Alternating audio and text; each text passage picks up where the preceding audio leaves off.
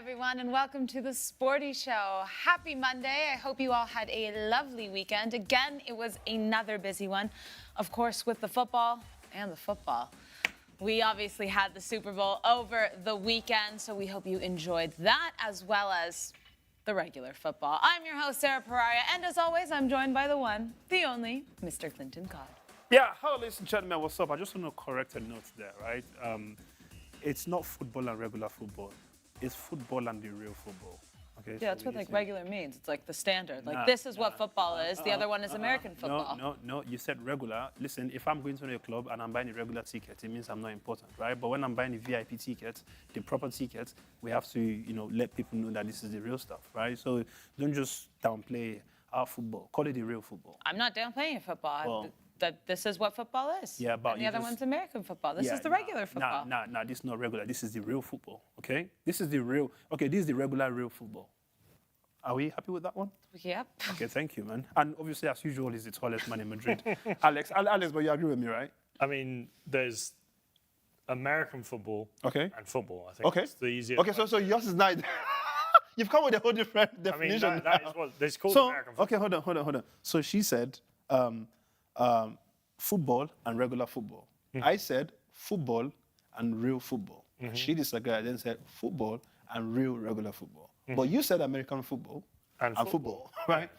Or, please, guys, if you're watching this stuff here with us, let us know which is the real football. Yeah, we know what the real football is. No, I don't think we're having a conversation. Okay. So, but you know what the real football is, though. What do you? No, okay. Do you think that the real football is the regular football? What's real football?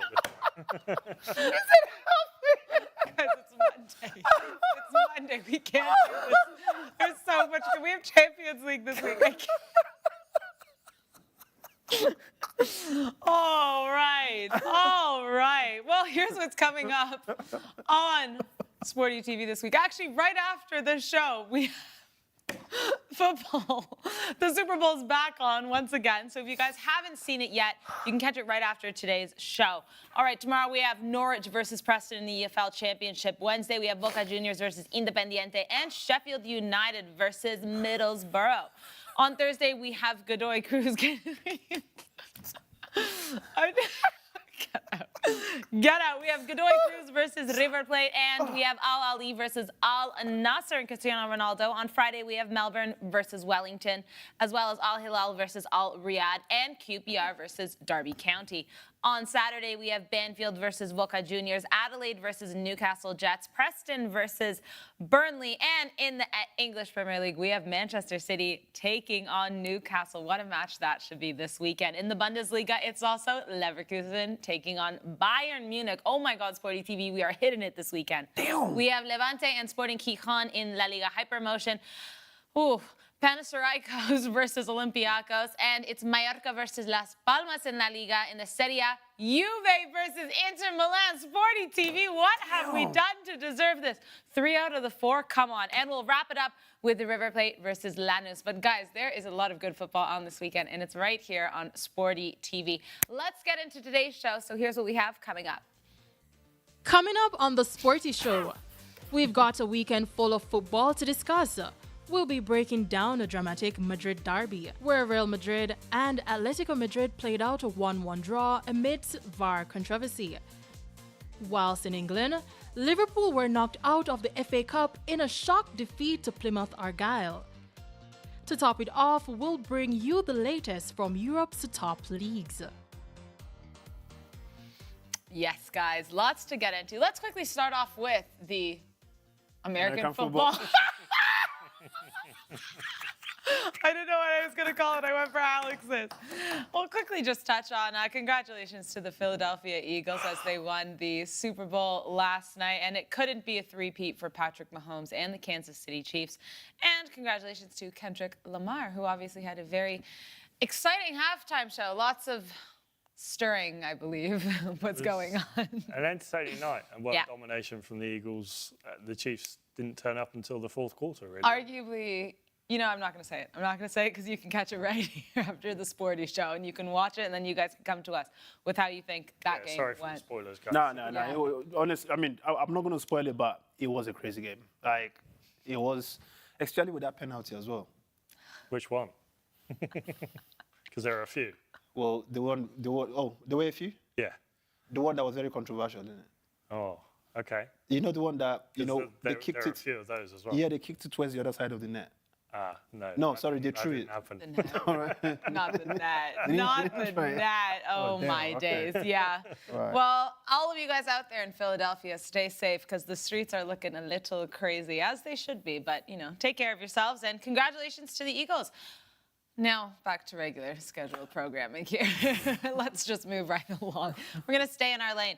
And where should we start? Should we start in Madrid, as we were all here, and we were all kind of taking part in that match on Saturday. Clinton and I were at the Bernabeu, and Alex was off at a little local bar, a little Peña bar. How was that? It was good fun. Yeah. It was loud, to say the least. And I think perhaps a mixed one. I was expecting a dominating, or mostly a Real Madrid crowd, but there were a few Atleti fans in there as well that were brave enough to show their faces. That's all right. I'm sorry, just laughing at Guillaume here, talking about Mallorca being on Sporty TV. We know that makes him happy. And Alex, will we be talking about Six Nations? We will, but I think our producer Ben might cry if we do because England beat France at the weekend. So. Ooh, yep, dropping it. Clinton, we were at the match, though. We were at the Bernabeu. First time at the Bernabeu for us together. Yeah, I mean, yeah, well, for you, and yeah, for us together. What is happening today? All right. Well, Alex, I think you called this result, though. You went for a 1-1. The first I time. actually said 3-2. I think it was our guest. No. He did say 1-1, and then after I give my prediction, he then switched and said, "Oh, there's going to be a lot of goals," and he was going for 3-3 or something. I don't know. Okay. He went some. So you guys were all wrong. Yeah. I mean, he was semi-right because. Oh, he was semi-right. But then he was wrong later. I wished for a draw, so my wish came true. Yeah, I didn't say it would be. I said if I you could, wish. I would. Yeah, so definitely. that's nice. And I'm happy you obviously say it like with your full chest. Yeah, it was a wish. It was, and thank God. But no, listen, we were there, Clinton, and last time around, the three of us were at the Rio or Metropolitano, maybe a little bit more of a crazier match, but we did see a penalty. We did see comeback. We did see, VAR getting involved, a potential card that maybe was there or not there, but it's always a cagey affair when these two play. And we could see it on the streets, we could see it in the stadium, and I'm sure you could see it at the bar you were at as well. Yeah, it always is. It's derbies, whether it's Everton, Liverpool, Celtic, Rangers, Real Madrid versus Atletico Madrid, Real Betis against Sevilla. They're always going to be feisty affairs. And on the pitch, off the pitch, heading into the game, after the game, comments from the media, from coaches, from players. It's the drama that we love with these games and that comes with these games. And it was an exciting one on the pitch as well. I think so. And what's really exciting, I mean, whether you're a Madrid fan, an Atleti, or a Barca fan, the La Liga is heating up right now. Because of the draw and because Barcelona beat Sevilla, there's now only 2 points separating Madrid at the top. Then there's 1 point Atletico, and then there's Barcelona, 50, 49, 48. But it means the next 4 months are going to be very tough. Very exciting, though, for us. Clinton, let's talk about the match, though, before we talk about what Madrid have coming tomorrow. What were you pleased with that Real Madrid did, and what were you concerned about? Well, I mean, first of all, when you look at the first half of that game, you would see how Atleti did dominate the game. They literally took charge of the Bernabeu. I understand that the fans were chanting, they were all happy, just the fact that they had... I mean, we understand what the derby is, is usually like. It's always war. We were outside just before the game started. We saw how loud the fans were. We saw them, it was almost as if the game was going on outside of the stadium already before they went in for the main game Pro Max or something. I don't know how to put it, but, we got in. From what I saw, I thought Madrid were just going to kill the game, like literally bury the game straight up. But, where I was shocked to see the Atleti little fans in their corner in the Bernabeu Stadium really chanting. And then the controversial penalty came for Atleti. Now, he had to come because you saw how Atleti were pressuring. You know, they were literally playing Real Madrid in their own half. You know, we saw how threatening their attack were. You know, you look at Julian Alvarez, literally running around. And for me, that first half was Atleti. Second half, I thought Atleti went into the locker room and said, yo, listen, this cannot be happening. You know, this is our home. We need to give this guy some kind of, you know, display. The penalty, of course, is gone against us, but we need to find something. And, you know, Real Madrid did, you know, buckle up. They scored like minutes into the second No, half. literally. I mean, I obviously wished. I don't know who kicked the ball first before. I think it was it Lucas Vazquez? The initial shot. Yeah, the initial shot. Bellingham, Was it? wasn't it? Was it Bellingham? I can't remember now, but you know, I know somebody did, and then obviously Mbappe did the Hit the rebound, rebound, and he went in, and you see how much the stadium's packed. And for me, I thought the result was obviously after the game, everybody was pissed. You know, all the fans were like, "Nah, this cannot be. This not the result we wanted." People flew from different countries just to come see their favorite players, Mbappe and the rest of them, win, not for them to have a draw. But it was a draw, like you said. It was a loss for both teams. I saw some stuff on Twitter. Somebody did say this is the first time teams have drawn a game, but they've lost. If that makes sense, you know, they've literally dropped points because now the difference in points on the La Liga league table is not as crazy as it, you know. Next weekend, everything could change. Absolutely, no. Next weekend, no, everything I think next weekend, you know, things will change. Okay. Definitely. I mean, this is my opinion. Yeah, I mean, I think they will. I think they will as well. I think we're going to see changes, though, every weekend kind of until the end of the season. Yeah, definitely. Alex, Lucas Vazquez has been ruled out with an injury for up to what's looking like 3 weeks now. And obviously, Real Madrid are so depleted in the back. Now, what that means for Manchester City tomorrow in the Champions League is that Federico Valverde will likely play that right-back position. But Clinton, we saw he obviously wasn't happy when Vazquez subbed off and he had to go there. Is that a bit concerning for Real Madrid? Not only because, I mean, the defensive issues are obvious. We know that. But then you're taking arguably the best player on the pitch out of their position and you're weakening the midfield as well. How do you look at that going into Manchester City on Tuesday? I mean, it is tough. I think, thankfully, we should start seeing Camavinga playing a bit more of an important role in that midfield. And obviously, with Tchouaméni playing at centre-back, they've lost most of their defence and the midfielders now because, like you said, Valverde playing at right-back. However, I do think Valverde, when he plays at right-back, does do a solid job. And I think I think he does a solid job anyway. If he goes to that goal to take over from Courtois, I'm sure he will. He'll play good anywhere you put him on the pitch. He's got his work cut out, though, against that City attack, which we know has pace with Savinho on the left as Savinho is playing. And we look at, you know, Bernardo Silva, Kevin De Bruyne, and the list goes on. Omar Ramirez. I mean, is he actually playing in this knockout stage? I yet? don't That know something if he I'm not is. sure I don't about. know, but sure, Holland will be. But yes, Valverde. I think watching from a fan perspective, or from a neutral perspective, looking at the two teams tomorrow, Valverde, I think, does give me that confidence in defensive ability. I think he's a brilliant player. He can offer that route going forward and link up well with, could be Rodrigo, maybe Brahim starting on that right-hand side tomorrow. But I think when you look at this situation at the moment for Real Madrid, it's dire. It's not very good. Should they have made a signing in January? I mean, yes. I think there's no other way of saying it. Yes, I understand why they don't usually like signing players in January. That is their philosophy, and most of the time I think I would agree with it, because I think sometimes you can, what's the way of saying it, I guess, signing players just for the sake of signing players, or maybe panic signing players. So, but I do think on this occasion, through no fault of their own, they've been left with not many options, if any options, at the back, because of the amount of injuries they've got in that squad, and players that won't be returning until October, November, even perhaps December, January in 2026, let alone 2025. So it's an unfortunate situation, but Real Madrid in the Champions League, this is their bread and butter. They, no matter who's playing at right back or centre back, I have to give credit to Tchouaméni and Valverde, although I think Atletico Madrid were poor going forward in that second half. They could have made a lot more of that Real Madrid defence. I think Asensio and Tchouaméni put up a good fight on Saturday night. Should Dani Ceballos have received any colour of a card for his foul against Marcos Llorente. Yes, I think should have been red.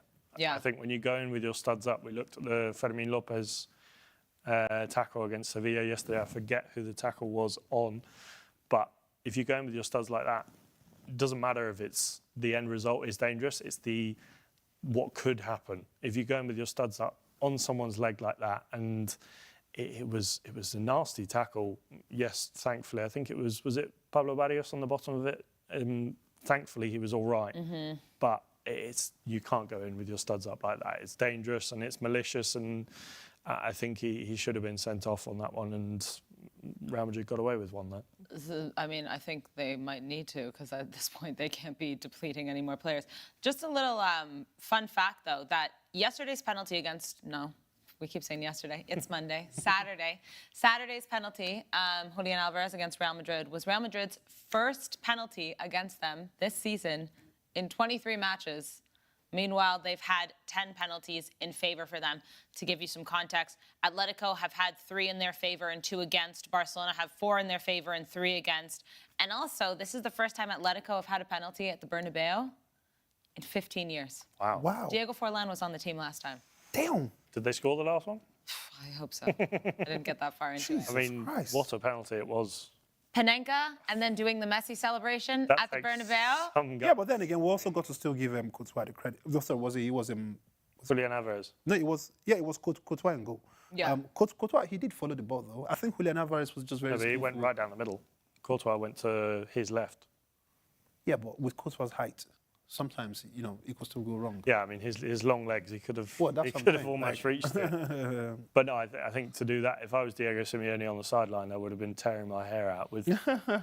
I never like to see players doing Panenka penalties just because of the risk involved, but when you pull it off, it looks good.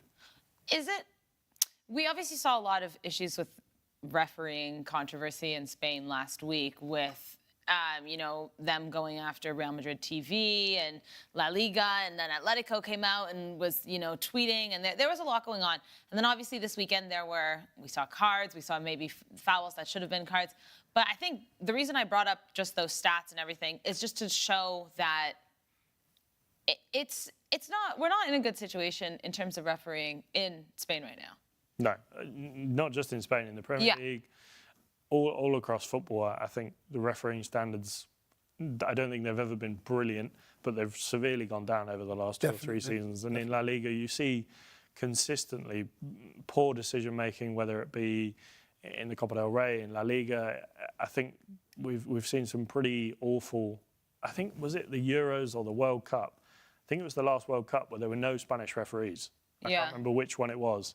But to show that arguably the top footballing nation in the world at the moment, top 3, arguably top 3, maybe even first, to have no referees at a Euros or a World Cup, I forget which one it was, is despicable. And it shows the state of what refereeing is like in Spain at the moment. And it happens both ways. You see some pretty shoddy decisions given against Real Madrid. You see some shoddy decisions given against Barcelona. It's not against one team. I think it's all teams suffer from this poor refereeing, and something's got to change. You see it in Segunda as well when you're watching those games. The standard of refereeing is nothing short of diabolical in Spain. What can be done, though? Because I think at this point, obviously when you have teams like Barcelona and Real Madrid and Bilbao and Atleti and all these teams that are, competing in Europe as well in the Champions League. I mean, Real Madrid has the most Champions League in the world, right? So how are these teams coming out of this country where the refereeing is so poor, and yet VAR has been implemented for how many years now, and they're making all these tweaks to try and make the game better and more efficient and fair? But it doesn't really seem like it's going in that direction, Alex. It actually seems, I don't know, Clinton, if you agree as well, but I feel like since VAR has been implemented, it's almost gotten worse, because now, as a viewer, you're now seeing the mistake,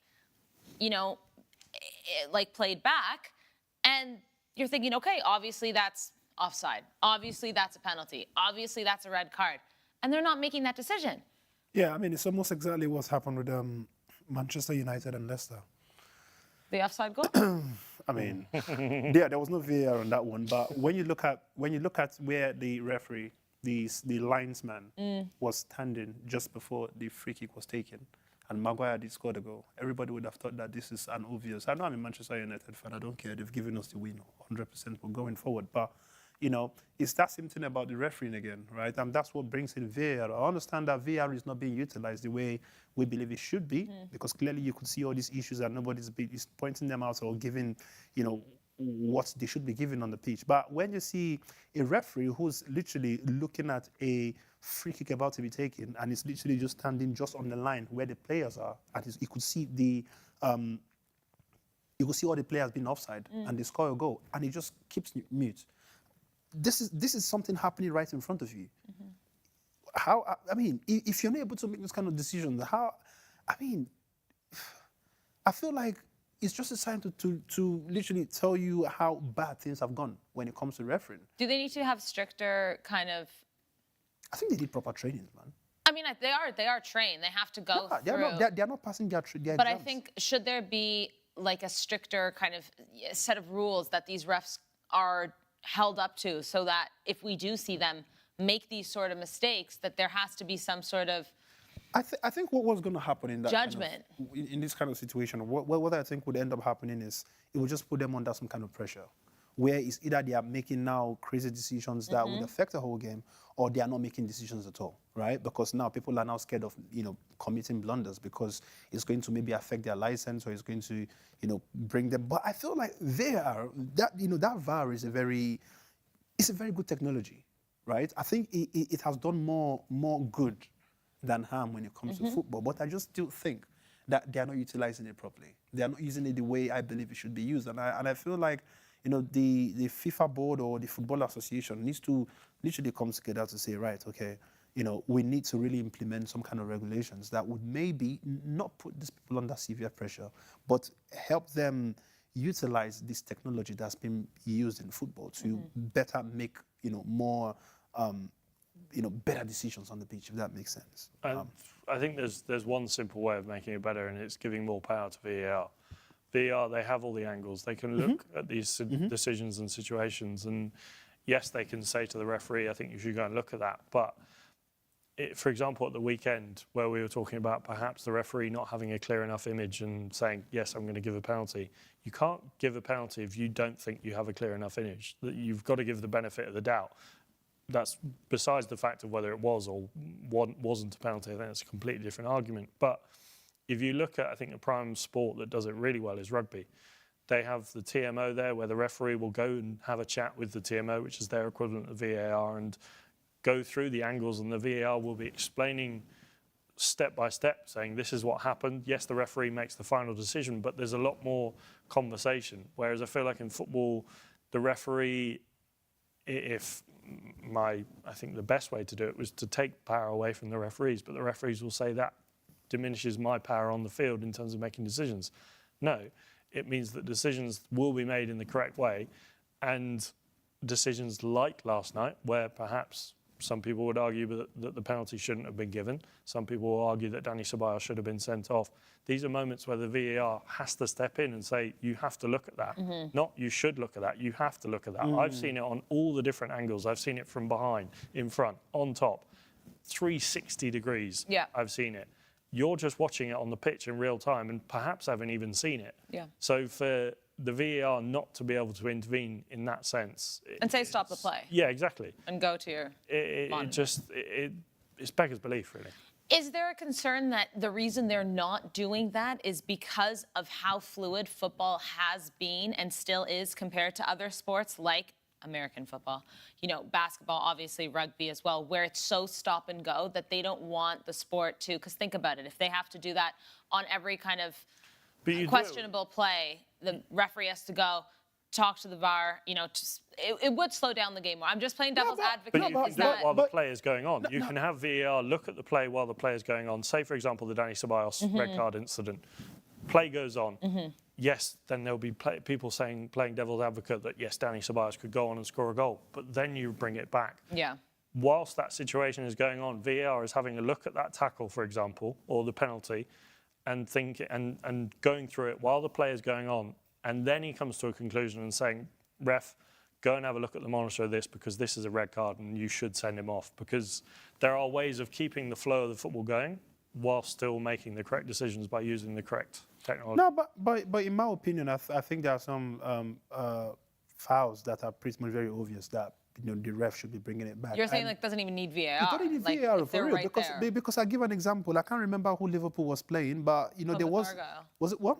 Oh no, this wasn't the Friday. The No, Saturday. it wasn't. No, there was a game just before that one where I remember it was Liverpool and there was a foul, and then I think it was Salah. It was Salah that eventually scored the goal, but there was something obvious. Hang on, I think I remember. Not against Tottenham in the Carabao Cup, was it? Was it Tottenham? Was it? Would have been their game. We might be before here in for the ages Premier if we League. have to get Clinton. No. Sorry. I mean, I would not remember which. Yeah, we've only got, what, which 25, game half an hour it left? was. Sorry, or was it a West Ham? It was a Liverpool game. We know that much. Or it was Yeah. a football game. We can leave it. Yeah, at that. okay, yeah, let's leave it at that. Yeah, it was definitely a football game. But no, so basically there was a foul. The player was on the ground. The ref literally just said play on, right? And then, they literally went within like few seconds. They scored a goal, obviously against the people who were supposed to get the foul, right? And I saw it was definitely a Liverpool game because obviously Virgil van Dijk, they were all like go, and they saw how everybody just gathered the ref and they literally just gave a goal. But when they went back to see the We're foul, hearing Bournemouth versus Liverpool. oh yes, I think it was the one. Thank it was you, the Isidore. one. Thank you. I think these are the kind of people I need on this show. But it's clear evidence that listen, sometimes they are ready to step in more. Right? To say, no, listen, hang on, this is definitely a clear foul. Now, you've just said play on, and this play on has just led to a goal. We've seen this time and time again. No, of course, so many times. But these are the situations that we feel like things needs to be adjusted. Things they need to do better. Yeah. Street Fighter here says referees should explain why they gave the decision after the match as well. I do think it does help for the viewer. We saw it in the Carabao Cup with, I think it was the Newcastle-Arsenal game. And I know you were going to say that it's I hate it. Americanization of the sport in that sense. But 5-yard penalty, holding. I do think that it gives a lot of clarity. And this was a big thing. I believe Howard Webb was asked by someone why these big decisions, the VAR decisions, aren't shown on the big screen. Quite a lot of the big stadiums, Old Trafford, Anfield, don't have a big screen, so they can't show it. But to have that audio description of why the decision is being made, I do think helps fans a lot, because sometimes they're over there waiting for a decision. Yes, it comes up sometimes, but if you don't have a big screen, how are you knowing what the decision making is or what the angle is they're looking at? To be why fair, the though, decision is going on? they don't always show it on the big screen anyways. At the Bernabeu, they weren't showing any of the replays if it was a foul. I actually noticed that.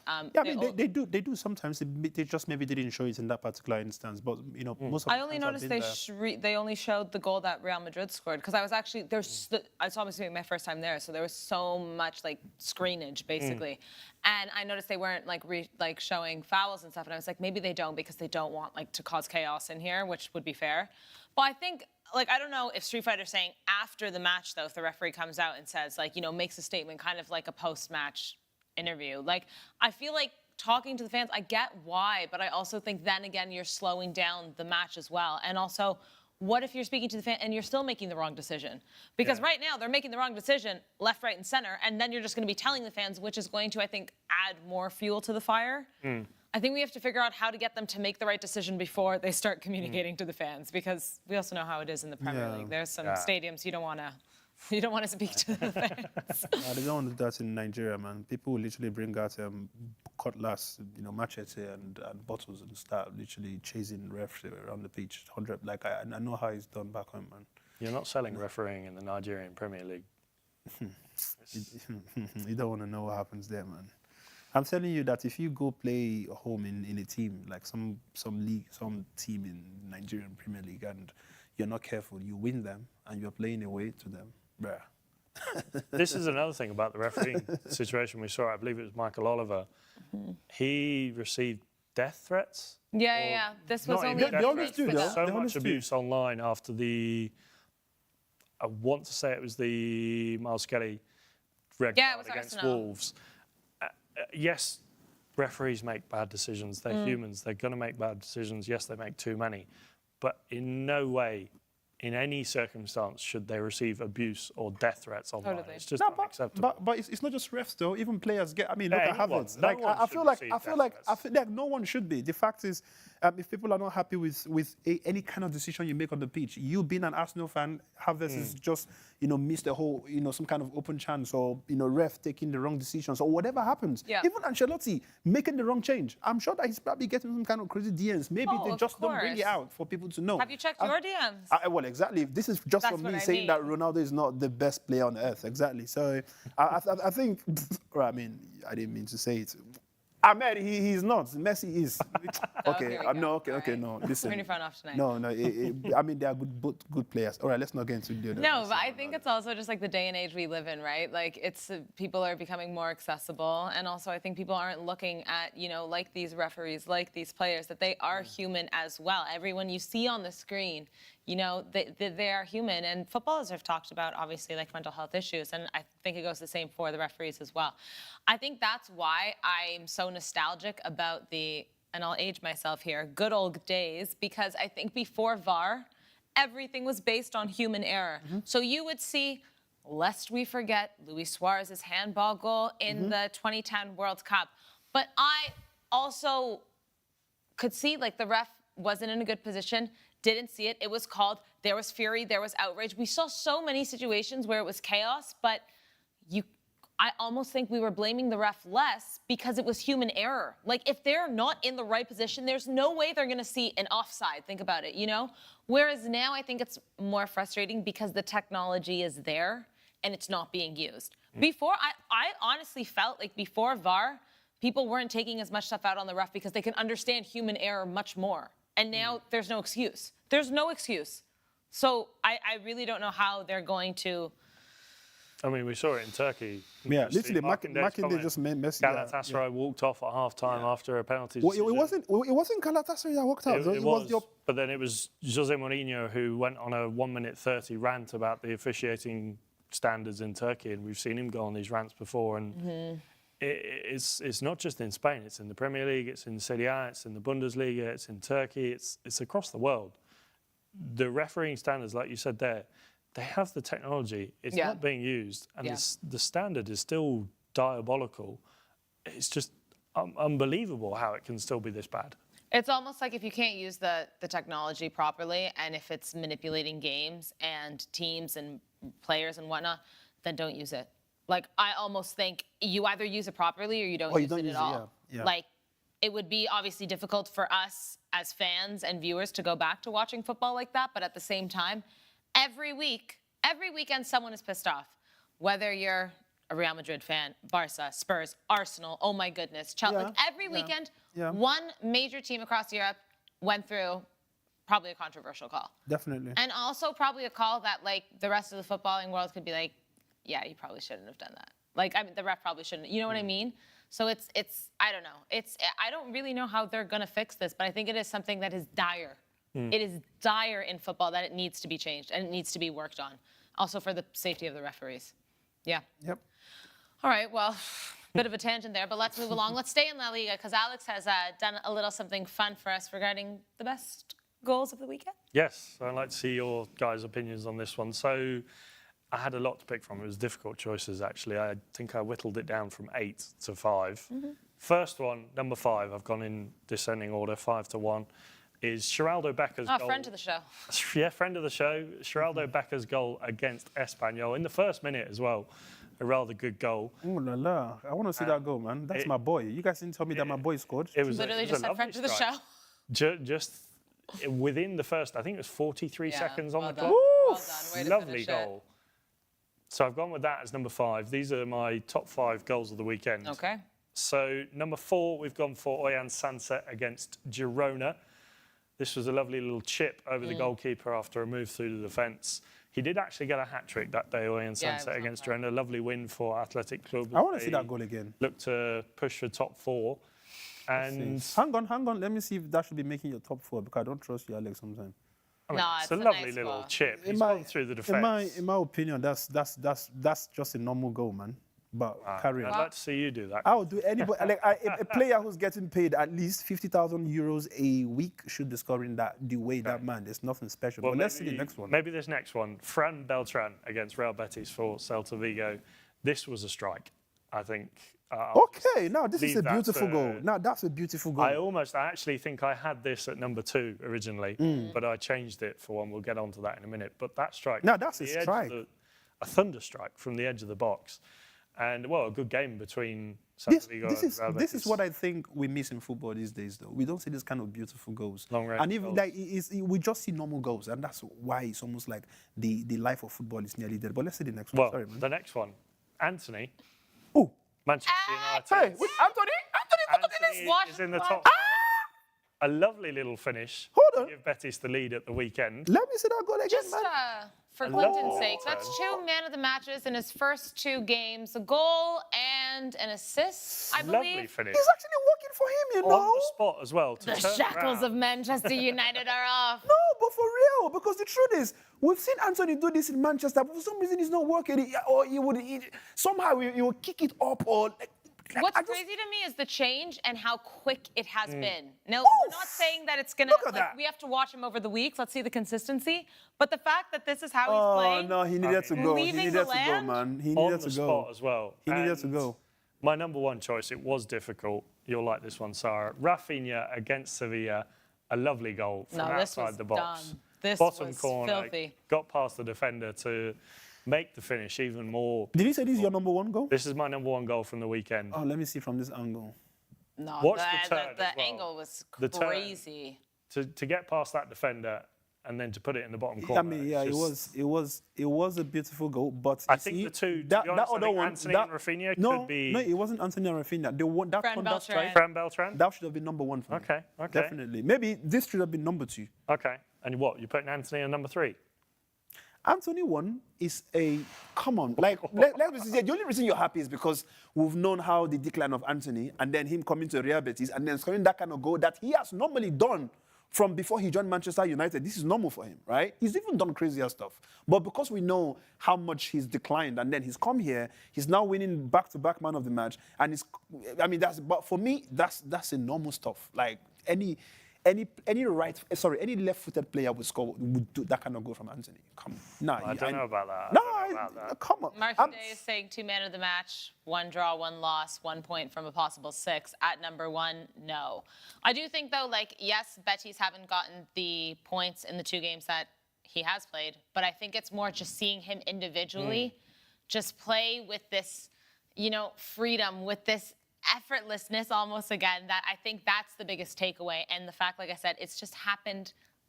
It's like he left Manchester United and immediately he became, the player that he maybe once was. So it is. I'm really happy for him. I told you guys, I think he's going to do well at Betis. No, I think he's off to a flyer. And I know we've always said that anybody that leaves Manchester United would do well. But can we say the same for Jadon Sancho right now? Jadon Sancho commented on Marcus Rashford's Instagram post that he posted in his Villa gear and wrote freedom. So I just want to leave that with everyone because I think that's the sentiment right now. If players are literally freedom, not like good job or happy freedom. Yeah. But Like what is the toxicity of what's going on at the club is concerning. I saw someone else reply. I think it was 1 assist in 11 games. No, and but it listed all of the games. I saw that Sancho too. hadn't scored. Yeah, no, I saw that. Freedom. So That was quite a nasty reply, actually. No, but Yeah, that's the that's reason scary. why. That's the reason why I'm asking. Like, are we going to say now that Sancho has been a great addition to Chelsea? Yes or no? No. I think he's been one of the. So we thought that the first 2 games he was like. Yeah, and he looked like he was, like we said, shaking off the shackles of Manchester United and becoming more free in this essence. But he's been disappointing. I think he hasn't really been playing a major bit role in that team, I don't think. But hopefully he can turn things around at Chelsea because I think on his day he can be a really good player. We saw what he did at Borussia Dortmund last season on loan. And I think Chelsea could use a player like that. We do have to see. I know that when there's that kind of like new club bounce almost when players go to a new club. I mean, Joao Felix is notorious for scoring in his first game at a new club, and he did at Milan. We saw Morata scored. Santiago Jimenez has scored. Anthony at Betis. There is like I feel like an eagerness from these players that They I'm have at a new to. club. Yes. So yes, I know what you're saying. Like, let's see how it goes. There's a lot of time still left in the season, but I will say, like, I'm happy for Anthony. I'm happy that he's so far am happy for him starting as well. out well at Betty's. No. But yeah, I mean, just to see a smile on his face again, and happy that he's scoring. like he never knew what it was before. Yeah, exactly. You know, and like I said, it's not just even. I'm sure everyone that supports him, is, you know, his family members. He's just bringing joy to everyone right now. Yeah, it's great. It's great. Like I said, there's like a toxicity around Manchester United. By the way, to our producer, Ben, it took Clinton 20 minutes into the show to bring up Manchester United. We did have a little wager going on to see how long it would take. Alex, I love that. I love this little segment. I like looking back at the La Liga goals. There were some really good ones, and there always are some really good ones. So I think we will keep it up for Mondays. We'll look Definitely. back at the weekend that was. And just a fun fact about Rafinha, he has now equalized Vinicius Jr.'s best year with 24 goals and 15 assists. They are on level. Vinicius Ballon d'Or last year, his run. He had 24 goals in that season and 15 assists, and he was nominated for the Ballon d'Or, obviously. As we So all know. Rafinha has done it even before the season is. Mate, it's February. Jesus Christ. Wow.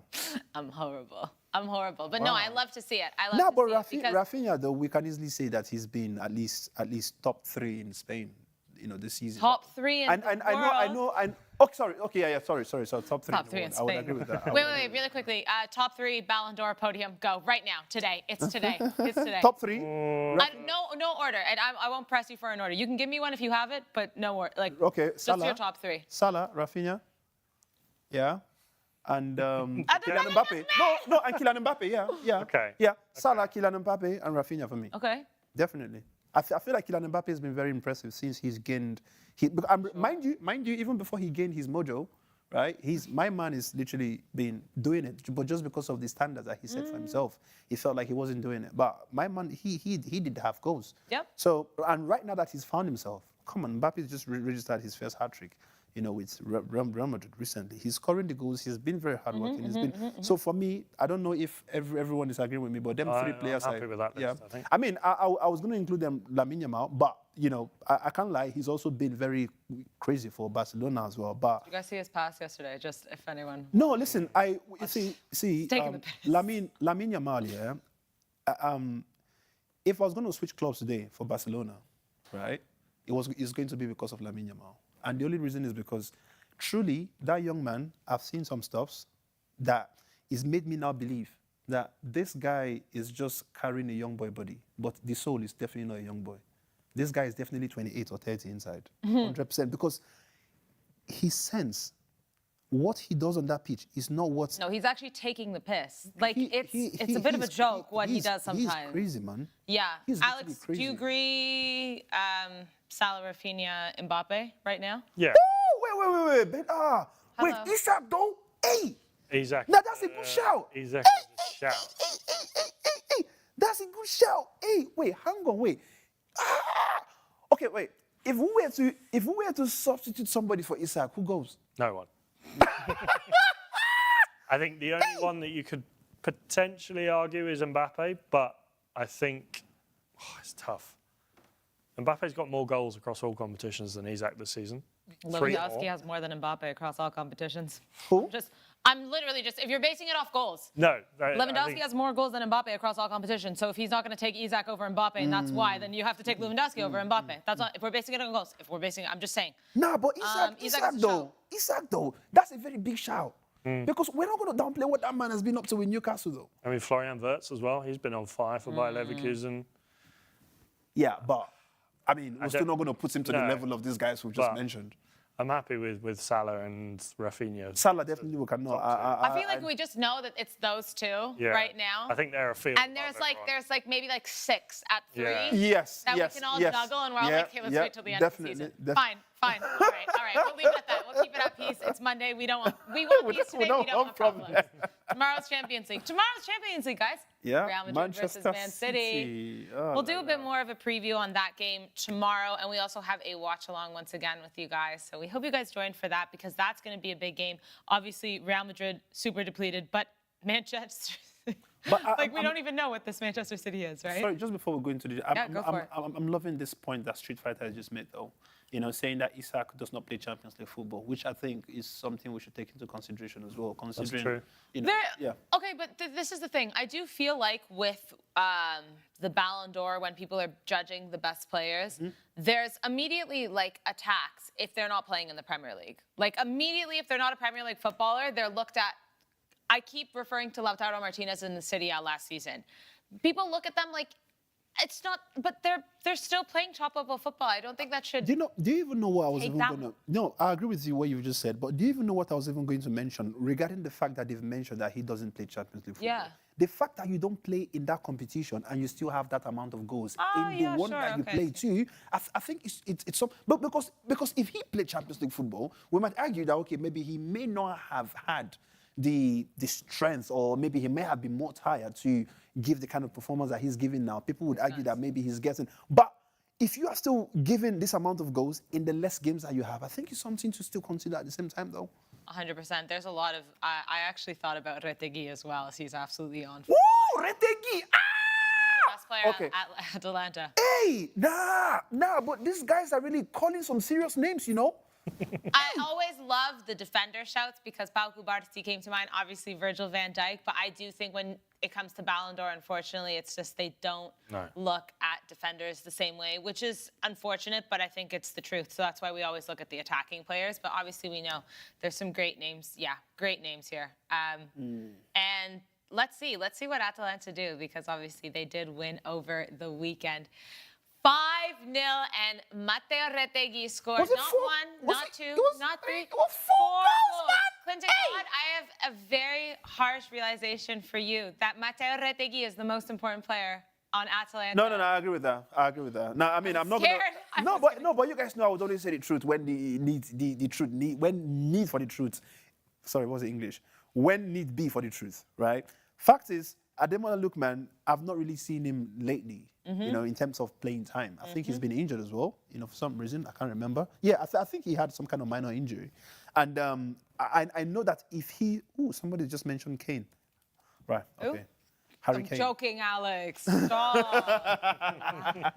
No, but... It's a shout. He's 28 goals, 10 assists. Yeah, no, I think, you know, he's a shout. I can't, you know, we cannot take it off him, man. I mean, they're going to... I'm not going to say, you know, I'm not going to say. I'm scared. I don't want to be a part of this Kane doesn't win a trophy nonsense. Somebody just mentioned with Rodri. Come on, man. Y'all should relax, man. My man doesn't even play football. That guy's been injured, I mean, Mateo Retegui for Atalanta, Clinton? No, he's definitely the best player right now. I mean, somebody who's scoring 4 goals in a game. Yeah, I understand people might say, yeah, but... He's also leading the Serie A. You know, so... He has the most goals in the Serie A with 20 as of right now, and that's obviously just in the Serie A's 3 in the Champions League. He's been absolutely brilliant for them, and Atalanta are definitely... They're trying to make a run. Inter and Fiorentina play tonight, so make sure you check that game out, because that will obviously... Let's see what happens, because Napoli tied over the weekend, so they dropped points, but I don't know. It's all up in the air. This race for the Serie A is on, so we'll keep eyes on that as we do. Somebody mentioned Cody Gakpo. Hey! What? I mean, he might not be on the level of guys we're mentioning, but I love Cody Gakpo, though. That guy is... Is he Liverpool? Liverpool literally unveiled something from Cody Gakpo. I think he's probably one of the most underrated players in that Liverpool squad. Thank you, that's Doesn't get the credit he deserves. 100%. I agree. Salah. Yeah. I agree. I mean, 21 goal involvement, 16 goals, 5 assists across all competitions. He's dangerous. And you look at how perhaps the pressure was falling on Luis Diaz's shoulders to take the reins after Sadio Mane left. Yeah. Gakpo's had his moment where he struggled, but he's now coming through the other side of that, and he's been phenomenal this season. No, he's been very impressive. Well, speaking about Liverpool, they're out of the FA Cup. By a League One team. Championship. Sorry? Championship. Sorry. Plymouth Argyle. Put some respect on the name. Obviously, this is massive. It was Man City that a League One team. Leighton Orient. They struggled to win, and which is, in fact, when we're going to speak about Manchester versus Real Madrid, I was literally going to say that. Save it for tomorrow. Right. We'll do a whole preview on it, and you can come up with it all. Wow. So just realizing something here that Inter have already played Fiorentina, and it has been a long Monday for us here at the Sporty Show. Sorry, guys. They are about that playing one. right now. It's Oh, half time. relax, Street Fight. Like saying it like I don't know. It's actually a great game. I do wish we could be watching this. Oof, a penalty and an own goal. Serie A written all over it. But yes, I think the big takeaway here, no quadruple for Liverpool this season, obviously leading the Prem, leading the Champions League. Well, they were in the league stage or league phase, if you will, but they're out of the FA Cup, which is massive. I know some people might say, well, they're trying to win the Premier League, they're trying to win the Champions League, but it does seem a bit premature for Liverpool to be out of the, fourth round of the FA Cup? Definitely. I mean, that's like a proper big shocker, especially knowing that this is the Liverpool that's literally been leading football around Europe. At some point, we felt like, I mean, we will still call them the best team in Europe, right? Yeah. And, you know, having to beat all these serious teams and then you let Plymouth, like, humble you. Yeah, How? Like, I mean, who does Yeah. that, man? Like, how? Like, Well, it doesn't also, make sense to me. They've only had one loss this season. Now this is their second. Yeah, I guess Nottingham Forest. I don't think it's just one loss. No, they've had two, I think two. Was it maybe. in the? Oh wait, no, they're still in the Carabao. Because they had that loss to PSV They did. in They the did. Champions League. But they had Barca that. drew, and that's why they finished. Yeah. Yep. No, Barca. What? Barca drew with Atalanta. Yeah, I'm thinking about the Benfica game. There's just really too much football, isn't there? Yes. Okay. Yeah, that's right. They did lose to PSV, and And it was Spurs their in the Carabao final. Cup It was as their well. final Champions League game, and they could have gone unbeaten in that Champions League run. But yeah, so it's their third loss. They have a loss in one in each competition besides the Carabao Cup. Like that's still an amazing feat. But I don't know. I do feel like this is like it's more of a shock than I think maybe like. It is a shock. Like It is a shock. Like, they could have gone for. I mean, quadruple is one thing. Like I mean, usually people sacrifice the Carabao Cup, but this is the FA Cup.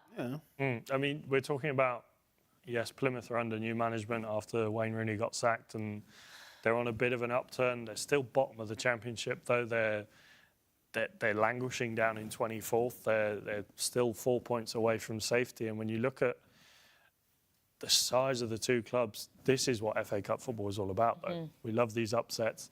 I think the big takeaway from this game shows how perhaps low on the priority list that the FA Cup was for Arne Slot. And for him to bring or start with a weak 11, I think that's fair to say, with youngsters, fair enough. But to not have any on the bench to bring on, yes, I understand that Curtis Jones didn't want to come on. I think he was feeling some discomfort.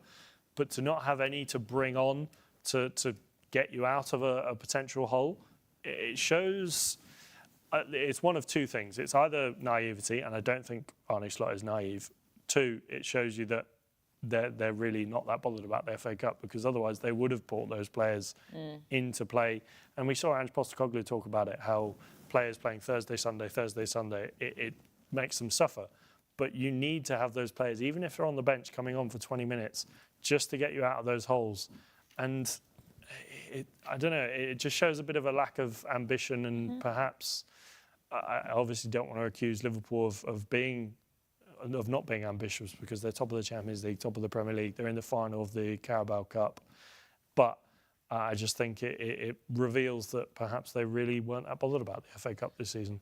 Which is a bit of a shame, I think, because I think we still hold the FA Cup to a higher regard than, let's say, the Carabao Cup, unfortunately. And then also there's the odd chance of being knocked out of, European competitions early, so then your focus can be on the domestic cup and obviously the league. But yeah, it's, I mean, like Alex said, this is what we love about the FA Cup, because this is a serious cup set.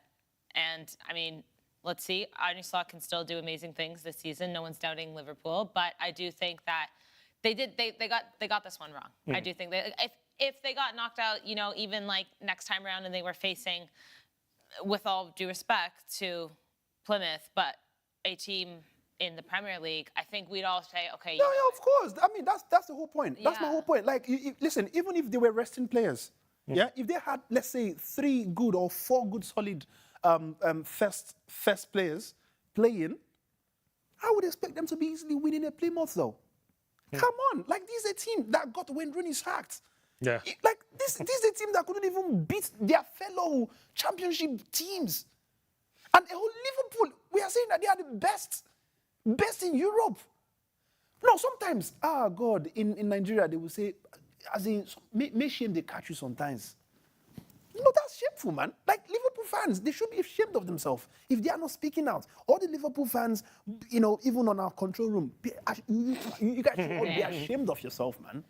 Well, Liverpool have 5 matches in the next 15 days. Most of the Premier League teams do. It's a bit difficult right now, and they're taking on teams like Newcastle, Aston Villa, and Man City in those next 5. So it's going to be a tough 2 weeks in the Premier League for all these teams, including Man City, because they obviously have Real Madrid and they have Liverpool coming up. But what Man City did do is, I know you weren't happy that they did beat Leyton Orient. Which was also very shameful. Yes, but there's a good point made by Street Fighter. The subs that they had on the bench, Kevin De Bruyne, are the ones that came on and won the game for them. So you do wonder about these decisions that are being made by the coaches. And I do think Arne Slot got it wrong here.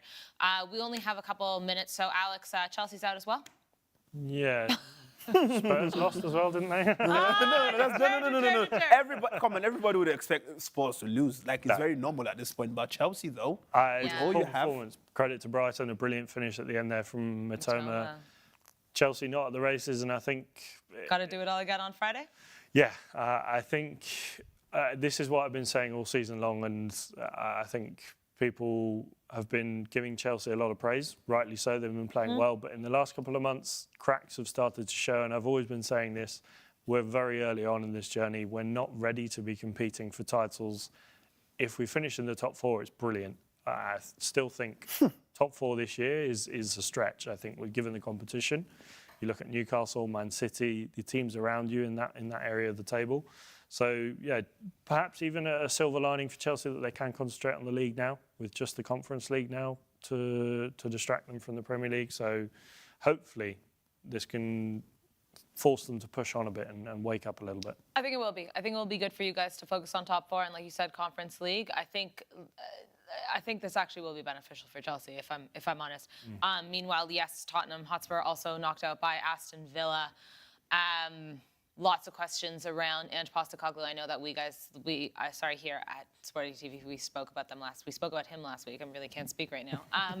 But we were saying that it seems like it's more of a systemic issue than a managerial issue. And it seems like Tottenham maybe know that, because there were rumors, is Ange going to get sacked? Are we going to wake up 9 a.m. and see him gone? But he's still there. And I think that's the right call.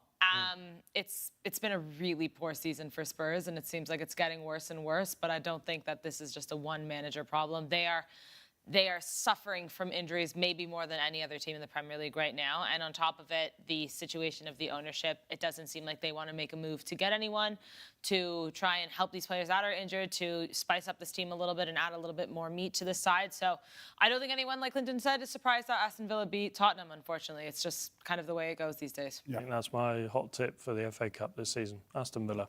Yeah. I think they're my favourites. Yep. Same here. All right. There you go, John Duran. I'm joking. All right, guys, that's it for us today. Like I said, coming up right after the show, we have the entire Super Bowl, so in case you missed it or you just want to watch it again, stay tuned. We're back tomorrow to give you a massive preview of the Champions League. There's no rest for the wicked here. Real Madrid taking on Man City at the Etihad, and we're also doing a watch-along. So stick with us for that. We'll see you guys tomorrow. Until then, as always, enjoy the football. Ebwe, Guillaume, T. Boo! Oh man, Guillaume. Aguero!